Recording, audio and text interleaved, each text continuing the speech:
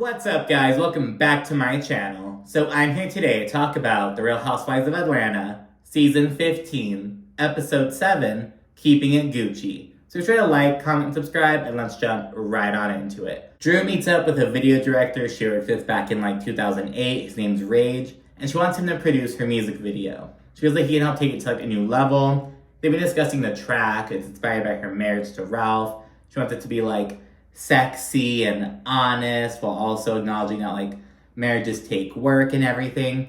And the producer tells her hey, if you can make it past year number 8, it's all smooth sailing from there. Because I guess he and his wife have been together for 27 years. And it's all eerie because, Drew and Ralph are in the process of getting a divorce. So it's when's this going to play out on the show? And speaking of playing out on the show, she recently did an interview with People, and she was the boiling point was how, once the issues get playing out on the show, she was hit with all this embarrassment on top of what she was dealing with behind closed doors. So it was just too much. And it's so were you able to deal with Ralph's bullshit, but it was once the public started chiming in, once started to drag you, call you stupid, all that stuff. Is that what's making you want to leave him now? I don't know. At least she's on the show doing her thing. I don't think she's going anywhere. I think, you know what I mean? So it seems like good timing for Drew, at least. You know what I mean? It's you're in your own bag, hopefully getting your own opportunities. So, whatever. Oh, and in the music video, Ralph is going to be the center guy. And the producer's how are his abs? Is he working out? Is he good? We may have to recast him. We may need a guy with his ripped. You know what I mean?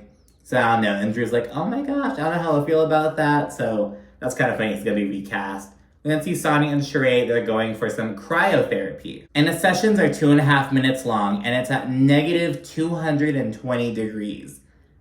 Oh my gosh. And now, so I'm from the desert, but for about 2 years, I lived up in the Northeast. So it was much, much, much colder than I was used to. And there'd be sometimes I'm oh, let me go take the trash out. And I'd run out in my chanclas and my sandals and basketball shorts or whatever. It's woo! It's 0 degrees, no exaggeration. And it's oh my gosh, but it's little wush, you know what I mean? It's not a big deal because I was running out, throwing some trash out, and running back in. Unless God forbid I lock myself out, which, But yeah, it's just it gives you that exhilaration. So I'm I would love to try cryotherapy. Just 2.5 minutes at negative 220 degrees, bitch, I'm down. Afterwards, you can just hang out and chill and get nice and cozy and warm. So, I don't know. I love it, to be honest. So, yeah, they do that. And while they're chilling, Sanya speaks on how Ross has been in Austin a lot. He's working on trying to get the company over to Atlanta. And it's well, I mean, when it's still you'd have the profits from, the Austin company, but you need to reestablish, all your clientele, hire all new drivers. You know what I mean? It's expand to Atlanta. It's starting over almost. I mean, you have the funds, so, and you have the backing, we're from Austin, but it's still a lot of work that you have to do in Atlanta. You get what I'm saying? So, I don't know. He's out there in Austin doing his thing, and it's he's in Austin a lot, girl. I don't know, this kind of stirring the pot. So yeah, talk about that. They discussed the whole Beat the Bomb event, which only half the fucking group stayed till the end of. And they question why Drew, Kenya, and Mediate left with Kandi. And they talk about how the group is just super divided, and this really needs to be worked out. Shereé says she's going to host an event for them to all be Gucci. They're going to all wear their Gucci and just all be good. All be Gucci by the end of it. So that's the whole thing. And Sanya says she wants to link up with Kandi beforehand, because she feels the issue between her and Marlo is just really getting misconstrued, lost in translation. And specifically, she feels Kenya and Drew are adding hot sauce to it. So she feels the issue between Marlo and Kandi isn't as bad as Drew and Kenya are making it out to be. So that's Sanya's mission. Shereé and Sanya are on their individual missions to make the group all good again. Basically between Marlo and Kandi, as well as between Marlo and Kenya and Drew. But the issue between Marlo and Kandi is what's taking precedence, because that's what basically the larger issue right now. Marlo and Courtney then meet up at a restaurant. Miss Hampton says that her assistants, Ty and Justin, are setting her up on a blind date. So we'll see that in the next episode. Courtney says her own situation is complicated, and it's are you still talking about the father of your 22-year-old daughter? Like, I hope you and this man have more kids together, because if that is your only child with him and you guys are still on this, like, it's complicated, it's like, girl, that is so sad. Like, there are bitches, like, in their 20s going through the same fucking shit who I see. It's like, girl, Courtney, like, are you kidding me? Like, still? You know what I mean? Marlo then thanks Courtney for helping her out with getting her record expunged so she can own a gun, and she apologizes for how the Beat the Bomb event went south. She says that she just really wanted Kandi to know how she was really hurt, and she's not gonna keep kissing her ass. Then flash to Sanya and Kandi leading up at OLG. After some small talk, Kandi tells Sanya something along the lines of like, I ain't fucking with you or your little homegirls. And Sanya's like, wait, hold on, like, what are you saying fuck me for, basically? And after Sanya expresses her confusion, Kandi's like, well, look, I just feel like you're riding the fence sometimes. I feel like you're staying loyal to Marlo when she's dead wrong, and you're just, in the middle. But Sanya says, she's not allowing other people's issues with Marlo to sway her. She's trying to, like, have her own relationship with her. And isn't this what we want from Housewives? Like, we don't want... This is a whole issue on New Jersey. You know what I mean? Like, whether Danielle was being swayed by Teresa and Jennifer against Margaret. It's the same kind of thing. And Kandi's upset because basically Sanya isn't being swayed against Marlo, essentially. So that seems to be what it is. Kandi then points out that Marlo turned on Drew over her friendship with her, and she's like, it's only a matter of time, Sanya, where you're going to have to choose between Marlo and me. Essentially, that's what it seems like Kandi tells her. But Sanya said that the group needs to stop doing this. Sanya is on her peacemaker bullshit. She wants everyone to come together and just basically wipe the slate clean with each other, essentially. It's always the newer girls who always wants to do this. Like, oh, fresh start, new beginnings, all this shit. Sanya then says that she doesn't let other people's issues interfere with her own friendship, so that's just how it is. But Kandi feels like Sanya plays down Marlo's, her antics. And that's where her real issue is. And I can kind of see where Kandi's going with that, but I feel like Shereé is a true person who waters down Marlo's antics. In just last episode, Shereé was on her whole, like, oh, the door is very heavy, it closed on its own. Or, not last episode, like 2 episodes ago. And it's just like, okay, Shereé, like, just own it, but, so yeah, I see what Kandi's saying, but I think Shereé is the true person who waters down Marlo's shit, who, like, gives her a pass. Now, I'm not saying Sanya doesn't do it, I just think Shereé does it more. Kandi then says that there's a real pattern with Marlo and her behavior, but Sanya says, look, the story that you got was not the one that I heard. So that's, again, going back to her whole, like, Drew and Kenya are, like, meddling. That's Sanya's whole thing. Kandi goes on to get emotional, and she explains that she isn't really the sentimental kind of friend. She says that, when she was 15, she lost her brother in a car accident, and, like, she really learned that life goes on. So she's like, no, I'm not going to be the sentimental friend to sit around with you and cry. I am going to help my friends in other ways. I'm going to bring opportunities and help you see that life goes on, help you succeed. There's a big old thing, and she's really emotional about this. Sanya gets emotional, so yeah, Kandi talks about this. She says that Marlo's aware of that, and she's still here, trying to fucking drag Kandi's character, essentially. Sanya says that's a really tough situation, and the group is divided. But Kandi says the group is divided because everyone sees Marlo's bullshit except them, and they're choosing to align themselves with them. So Kandi's basically flipping it on them. Sanya then brings up Shereé's Gucci party, but Kandi says she's just over Marlo's shit. She doesn't even really want to go, it doesn't seem like, but obviously it's a cast event, and she's like, whatever, I'm gonna go see what's up, but I'm not planning on making up with Marlo. We then check in with Drew at video rehearsal. She says that Ralph was not pleased with the whole idea of him not being the male star, and on a phone call, he's even like, well, if it's not going to be me, do we even need a guy in the video? So he was just not really with it. After rehearsal, Drew tells Ralph that the new lead, he accidentally double booked and he cannot, be in the video. So Ralph is back on as the backup option. So yeah, woo. Ralph is then prompted to go shirtless, and Drew gives him a lap dance on set in front of everyone. So yeah, we then see Kenya checking with her OBGYN, and she's basically there to ask if she can have more children. She says that she and Mark have some embryos, which, like, it's stipulated that in the event that they break up, the embryos belong to Kenya. And so she's like, so I would just use one of those. In the confessional, she's like, I don't know any woman who would want to have 2 children by 2 different men. I already have 1 kid by Mark, why not have another? And it's like, girl, like, it was a very Larsa Pippen comment, almost. Like, if you know, you know. But it's just like, Kenya, you know what I mean? But I get it. The embryos are already there. And I feel like that's a better, like, thing, you know what I mean? Rather than being like, I don't know anyone who would want children from 2 different men. It's like, why not just say, bitch, the embryos are there. Like, I already have the damn embryos.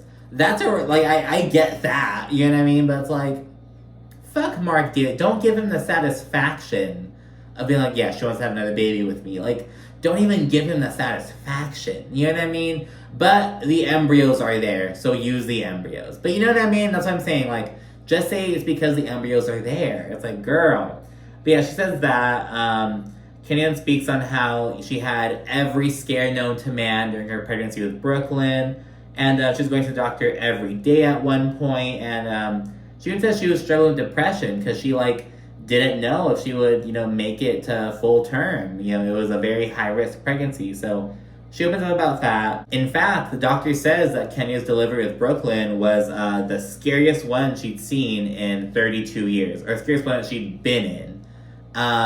So yeah, that was crazy. She also talks about how, as you get older, there are more risks, yada, yada, yada. And Kenya just concludes that's simply not worth it. She's like, worst case scenario, I'd pass away and leave 2 children here without a mother. And it's just, she acknowledges that she was blessed the first time and that she may not get those same blessings and not hit those landmines the second time around. So talks about that for a little bit. And then we get to the day of Shereé's Gucci brunch. Shereé, she's on her whole sisterhood shit, says that the fighting is really disappointing, all that stuff. And it's like, of course, Shereé. Every season there's like at least 2 times, oftentimes like at the finale, where it's like, we are a sisterhood. We are a sisterhood. Shereé's also stressing about the seating arrangement because she doesn't really want all of Marlo's critics to be with each other. So she's trying to break up Kandi, Kenya, and Drew, while also keeping Marlo away from them, and just really trying to see everyone strategically, basically. Some of the women begin pouring in. Shereé says she wants to get back to everyone having a good time with each other. Drew says she's open to it, and she realizes that Marlo needs a hug and attention. When Kandi gets in and sees that Marlo is seated 2 people next to her, she has Shereé switch Marlo's seat with someone else and is like, look, I don't want her that close to me, like, fuck that. So, yeah, Marlo and Kenya arrive last. Marlo, she has a little fashion corner moment. She says that there's a difference between vintage and garage sale or thrift shop or some shit like that, and said that Kenya was the latter. She says that Shereé looks great, looks like she's about to deliver a deposition. Kandi looks like she's about to go bowling. All this shit. She really reads everyone down. I don't think Monyetta was there, but it wasn't acknowledged. I think she might have been sick or something. I don't think I saw Monyetta there. I could be wrong about that, though. Brunch begins. Shereé says that she has love and respect for everyone there. She sees them all struggling to move forward, and it gets her sad. She gets all emotional. She's like, no, it makes me upset. No, it makes me upset. It's like, Shereé, shut the fuck up. Oh my god. So yeah, that happens. She says they have to fix this and get to a better place, and she's open to suggestions. Shereé then says that everyone should be better listeners before basically honing in on Kandi and Courtney. It seems that they have the lowest stakes drama right now, so Shereé's like, let's start with these bitches. Courtney says she's glad that Kandi attended her event and kind of accepted her olive branch, if you will. And Kandi said she appreciated Courtney going out and checking on her after she stormed out after a beef with Marlo at the Beat the Bomb event. So they basically agree to move forward. They say that their drama was kind of stupid, so good for Kandi and Courtney. Afterwards, Sanya confronts Kenya, and she says that she feels like her efforts to build a friendship with her aren't really being reciprocated. She brings up how Kenya was kind of lukewarm with her at Ross's birthday party, before, of course, she basically kicked her off of the trip in Birmingham, Alabama. Kenya outright says that she doesn't really trust Sanya. Similar to how Kandi thinks that Sanya rides the fence and is a flip-flopper. So there's that. However, Kandi goes on to say that there's also a Watch What Happens live appearance where Sanya responded to a question about Kenya's booty. Basically saying something, I remember this episode actually. She was asked if she agrees with Marlo calling out Kenya for getting a BBL but not telling people about it.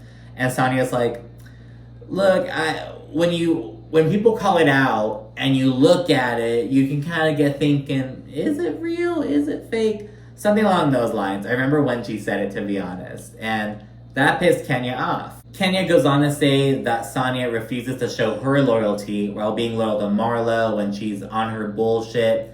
And then in the confessional, though, we see Drew, Shereé, Marlo, and production doing way worse. Like, oh my gosh. Sanya's getting dragged for going on Watch What Happens Live and saying, I didn't think that Kenya's booty was fake, but, once other bitches start saying shit and, you kind of get a good look at it, you start to wonder. But yeah, everyone's saying way worse in the confessional, but, whatever. Sanya says that she wants to build a friendship with Kenya, but Kenya says she just needs to see how Sanya moves and if she's worthy of her trust. But in the confessional, Sanya says, girl, the jury's actually still on you as well, Kenya. And she says Kenya is super hot and cold, yada, yada, yada. Sanya then asks where Drew, Kandi, and Kenya all stand with Marlo. And they're not with it. Marlo says that she's in a great place and can basically respect all the ladies and coexist and get along. And it's just not that serious. However, Kenya begins, speaking out and she calls Marlo out on her bullshit. She has a big old fucking scene almost. And says that Marlo is always being evil. Just kind of calling her out on her shit. Kandi chimes in, says that Marlo is not genuine. And she says that no one will want their name tied to a fucking murder like Marlo's doing with her. Marlo then says that Drew brought something up that triggered something in her. And she gets to explain, but Kandi and Drew are chiming in, shutting her down. Kenya's there playing the fucking air violin, all this shit. Just really brushing Marlo off. Marlo then said that the main issue was Kandi not being a friend to her. Kenya says that's gaslighting at its finest. Shereé points out that Kenya and Drew just won't shut the fuck up. Shereé says that Kandi always has allies sticking up for her, in fact, and she questions if they wipe her ass as well. And it's like, now Shereé, not too much, because you're doing the same shit for Marlo sometimes. Like, yes, Kandi does have her squad kind of rallying around her, but, well, pause on that. Are they rallying around Kandi, or are they just hating on Marlo? Because granted, Marlo is taking some shots from everyone, but Marlo said some fucked up shit. Remember when she was talking to Kenya and was like, oh, your own mother doesn't want anything to do with you. Like, you're just so evil. That way back in the day, throwing in the fact that Kenya's mom abandoned her at 4 days old. Like, you know what I mean? Bringing that up, she called Eva Marcel out in Japan, and she was like, oh, you have children from 2 baby daddies, blah, blah, blah, talking shit to her about that. And it's like, well, now Marlo, so does Nene, so does Kandi. Cynthia only has 1 child, but she would have had another child that would not have been by her baby daddy. So, you know what I mean? It's like, girl, but Marlo, how many fucking baby daddies did your mom have? Girl. So yeah, it's important to remember that Marlo has had her own fucking bullshit she stirred up. And so now she's on the receiving end of some, vicious shit. But you have to remember that, this isn't out of nowhere. She's done plenty of work to get herself to this point. And yeah. And I say this because at this point, Marlo gets up to go to the restroom. And she's like, oh, I can respect everyone here, blah, blah, blah. Kenya interrupts, and she's like, I need respect from you out of everyone here. You bottom-rung bitch. Bottom-rung bitches have to go back to the bottom rung. Bottom-rung bitch. Just keeps repeating that as Marlo walks out. She actually, leaves the restaurant. And this big old thing. And yeah, later on, as Marlo's outside, Kenya says that Marlo sold her pussy for a bag. And it's really vicious. I have to point this out before I forget. Miss Kenya, I'm a fan of yours, but let's not sit here and now act like you haven't been subjected to hella slut shaming as well. You know, talking about how all the dudes she was fucking associated with back in the day, and that's not the same as the allegations about Marlo and her life, but, you know, it's like, let's not act like you haven't been on the receiving end of similar bullshit, you know, like, when he first came on the show, years afterwards as well. It's like, let's not act, let's not feed into that shit. But again, it's, you know, at a certain point, it's like, bitch, all fucking no holds barred, like, we're fucking, I'm gonna say what the fuck I want, I'm gonna drag you for filth, just for like, fucking being mean. So it's like, I get it, but it's like, let's also not forget. And Kenya always has this issue, because at BravoCon, she and Brandi Glanville were getting into it, and Kenya said something like, oh, Brandi didn't get love from her mother growing up. And it's like, well, Kenya, who the fuck are you to talk? Like, not to be that bitch, but it's like, you know what I mean? It's like, girl. And I think Brandi was going to respond with that, but they cut off the interaction, like, right then and there. I think they cut their mics and everything. So, yeah, it's like, Kenya has this issue. It's almost like throwing stones from a glass house. I wouldn't really exactly use that analogy, but it's damn close. You know what I'm saying?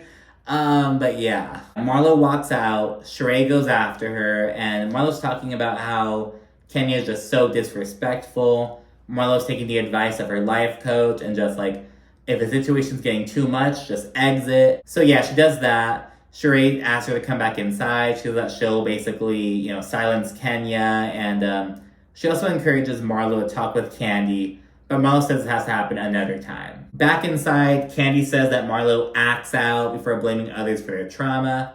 And as mentioned, Kenya says that Marlo shows no loyalty and says that she sold her pussy for a bag. Shereé and Marlo then re-enter the room. Marlo then addresses Kandi and says that her nephew's shooting had nothing to do with her. However, she's just saying that she expected Kandi to, like, you know, send condolences, and she also mentioned that, like, her family felt this way as well. Sanya highlights that Marlo and Kandi are really focused on different issues, and Kandi snaps at Sanya. She's like, why are you being her lawyer? Blah, blah, blah. And it's kind of to show you again, like, Shereé and Sanya really try to be peacemakers, didn't really work out. But yeah, and then Kandi says, fuck you and those flowers you're expecting. So all this shit. There's some more arguing before Marlo calls Kandi a selfish, poor, privileged girl. Shereé then ends the brunch. And in the confessional, she's like, look, I fix things between 4 out of 7 bitches. I fix things between Courtney and Kandi. I fix things between Sanya and Kenya.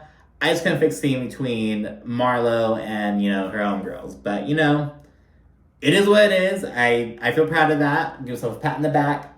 And at the end of the episode, in the preview, we see some drama between Ralph and Drew's sister. We see Marlo talking mad shit about Drew, like in the back of a limo. We'll see that Kandi makes a she by Sheen comment to Shereé, which people are like, was that like a Freudian slip? Was that like intentional shade? We don't really know. But anyways, that's the episode. Be sure to like, comment, subscribe, and stay tuned for more. Thanks for watching. Bye.